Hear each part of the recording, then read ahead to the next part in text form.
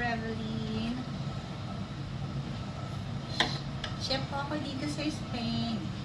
Nagagawa po ako ng mga salads. So, meron na lang kung share sa inyo ng konti. Ito, naka-ready na po siya. Actually, ito yung tinatawag namin dito sa Spain na ensalada de verano. Yun po yung tawag dito sa amin. And meron po siyang ingredients na patatas. Tapos meron siyang olives na green. Tapos meron din siyang red pepper, green pepper. Kinakat na po namin yan ng parang square na maliliit. Tapos lalagyan mo siya ng mais. Ayan. Napakasimple po nito. Magpapakulo lang po tayo ng patatas. Ikakat lang po natin siya ng square na ganito, ng quadraditos. Sa ganito guys, ayan. Tapos, ang tawag dito, pakuluan po natin siya. O meron po tayong katulad nun sa amin, nilalagay lang po namin siya sa oven for, what is this? 8 minutes po siya. Tapos pag lumambot na po siya, kinukuha na po namin. Tapos yan, lalagyan ko na po siya ng ingredients. Yan, yung olives green. Tapos meron po siyang mais, red pepper, green pepper. Tapos ang lalagyan po natin siya ng salt and mayonnaise.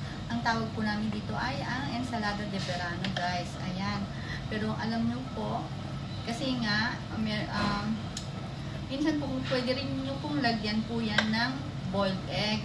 Ayan, yung lug po. Ikat nyo lang po siya ng maliliit, saka nyo siya ihalo.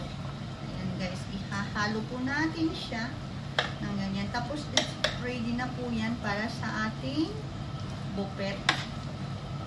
Ayan guys, ito po ang tawag namin dito ay ensalada de verano guys. Ayan. Haluin nyo lang po siya. Tapos, depende po sa inyo kung saan nyo po, kung paano nyo po siya i-design. Pero mamaya rin po, ipapakita ko rin po sa inyo kung paano ko po inilagay po siya sa aming bowl.